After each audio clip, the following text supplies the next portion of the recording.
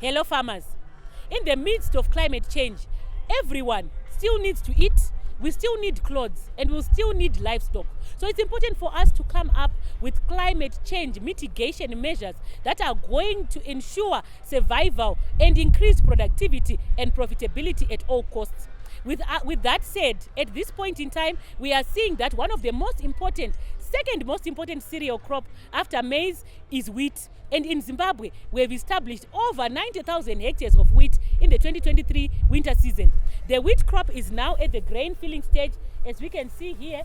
And we can see even from the head that if you start with the right seed, you will be sure to get a bumper harvest even in the midst of climate change. Where this year we saw that the winter was slightly warmer, particularly in the first month of July and May, which is a critical time for wheat production. But nonetheless, we are seeing that because of the climate smart seed technologies that are availed by Sitco, we have this variety SC Serena, a new blockbuster, which has a sizable head or spike, and we can tell even from the number of spikelets that we are going to get a bumper harvest. So it's important for our farmers to start with the right seed in every cropping program. With that said, we implore on wheat farmers at this point in time to be employing good agronomic practices that will increase and safeguard their yield. They need to guard their yields jealously. So in terms of guarding your yield jealously, your crop at this point, when it's at the grain filling stage and the milk dough stage, farmers should be scouting for diseases and insect pests. As the warmer temperatures start kicking in and the heat units start increasing, we find that there is an increase in insect pest pressure from aphids, from armyworm, from other insect pests like bollworm that might come in. So if you scout regularly, you can come in timeously with control measures before the economic injury or economic threshold level has been reached, which will result in reduced yield levels.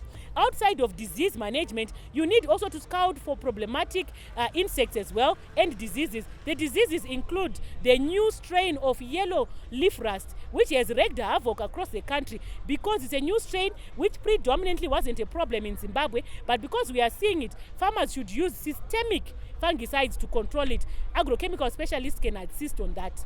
Then moving away from that, we have another huge menace, which is the menace of the quelea bird, which can come in large volumes into the field and they can consume the grain, reducing the productivity and profitability. So in terms of managing birds, you can engage agricultural extension officers in your area to come in with drones that will spray the roosting sites where the birds will be hibernating and coming from.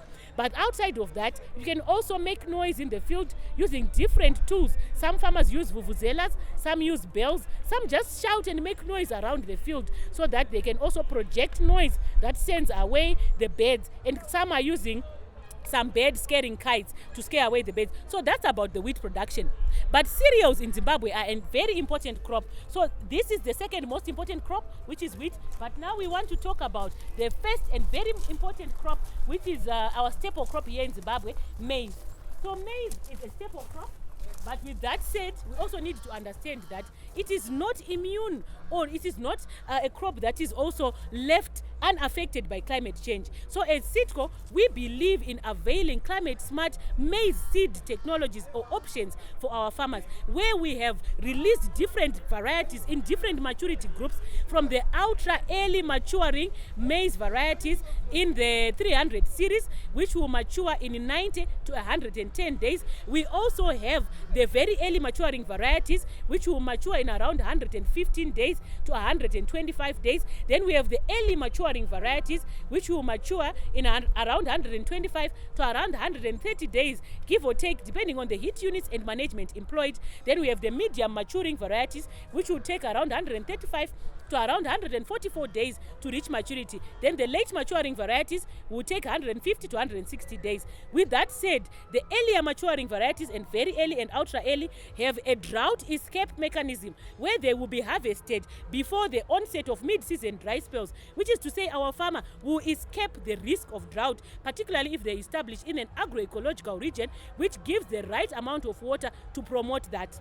Then the late maturing varieties, they also have the ability to be drought tolerant.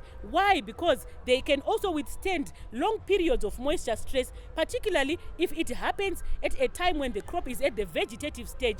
It will withstand for about 21 to around 26-27 days, depending on the level of heat and the rate at which the soil is losing water. So these are mechanisms that have been equipped in the seed-core varieties of maize to reduce the effects of climate change. But with that said, we also implore on our farmers to reduce risk by growing crops or varieties in different maturity groups, guided by the nature of the season and the agroecological region where they are. So if the season is starting earlier, you can come in with your late, medium, maturing varieties. But as the season progresses, you may go for the shorter season varieties so that you can meet the end of the season. But with irrigation, you can choose the varieties from the different maturity groups, as you will be able to then also complement what the rain will be doing.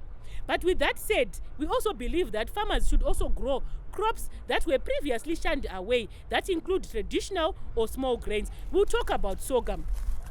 Sorghum is a very important crop in our country, particularly as we mitigate for climate change, where we are talking about the red and the white sorghum. The white sorghum is also aligned with health security, where now people are becoming more health conscious in terms of their feeding habits. So sorghum is another crop of choice, particularly the white sorghum, which is good for human consumption. But we also have the red sorghum, which is also associated with the beer brewing. But since we constantly hammer on the fact that farming is a business, we are also imploring on our farmers to embrace red sorghum production as a bid for them to increase productivity and profitability when they sell, because the market is now open to buying both white and red sorghum and all the other traditional grains, particularly for consumption and even for stock feed. But also we want to talk about health security and crop diversification. In the legume category, we have soybean, which is an oilseed crop, a very important oilseed crop that we have in this basket. And some of the varieties include status, which is a determinate variety, but we also have a tolerant and adaptable variety like safari, and our soybean varieties will yield well above 2 tons per hectare, with an average of between 2.5 to 3.5 tons under optimum management, particularly if they are established on time. So the high rainfall areas with a clay content of above 15%, they can also establish their soybean crop successfully. But we want to talk about nutrition security, where we want to also talk about crops like sugar bean. So sugar bean is a crop which brings a cheaper source of protein, which helps in improving the nutrition in a diet. So here we are seeing a sugar bean variety which was established in the winter season in a frost-free area. So these sugar bean varieties that we have availed, they include a wide range of options, from an ultra early variety that matures in 65 days to a variety that will also mature in around 75 to 80 days. The other one is biofortified, which is called NUA 45, which also has an added iron content in it, which improves on nutrition security. So health security and food security move hand in glove. That's what we believe in a bid to mitigate climate change, as we speak to SDG number 1 and SDG number 2, which speak about zero poverty and no hunger, alleviation of hunger, as well as SDG number 17, which is why we are talking about the partnerships and integration of different stakeholders in making sure that the value chain contributes to improving productivity. But with that said, at Seedco we believe in the integration of traditional and digital technology. So we have released a mobile application which also talks about the tools that farmers can also use. We are advocating for our farmers to download Sydney, which is a mobile application like WhatsApp, Facebook, Twitter, which they can use to get regular information and regular updates on crop production. It has calculators, it has testimonials, it also has product information which is customized for every crop. And if a farmer buys a bag of seed and there is a barcode and a farmer scans it, we'll be sending regular updates on what we expect the farmer to be doing at that particular time. With that said, we believe in constantly availing climate smart seed technologies. But the seed technologies need to be unlocked in terms of their potential by good agronomic practices, which include, as we align to climate change, the use of conservation farming methods. If you are resource endowed, it means you can also come in with farming methods that also reduce the effects of climate change by using specialized equipment like zero-till or no-till planters. But for those farmers with small land, small pieces of land, we encourage them to use intensive farming methods like Pumvudza or Intwasa, where they can come in on a small structured way and come in and put in their crops and get value. Then we also talk about mulching, because it's very important. It reduces the loss of moisture from the ground. It reduces erosion of the topsoil, gully formation. So it's a tool that we also encourage. So conservation has 3 principles: minimum soil disturbance, also permanent ground cover, and rotations. So if you are guided by that, whether we are small scale or commercial, there is a way in which we can use conservation as we move hand in glove with sustainable global farming practices that are being done in a bid to mitigate the effects of climate change. And with that said, we also want to encourage our farmers that every drop of rain counts. So when it rains, you need to harvest as much water as possible. If you can dig some small little potholes in the field and also make sure that you are trapping as much water. You can make some tide ridges in the field where you are intercepting the water so that it doesn't just run off, and it also gets time to infiltrate. And if you have some resources, like maybe you have mechanization, you can come in with a ripper before 4 weeks in a maize crop, and you can rip in between the rows so that you increase infiltration of the water into the ground. And some farmers can also build some storage of water somewhere inside the field where the water can be collecting, and they can make some waterways so that the water can collect at a certain point. When you are using mulch is good, but you need to make sure that it's fully decomposed so that it doesn't introduce insect pests and diseases that might also be problematic, aligning as well to the changes in insects and diseases that are coming with climate change.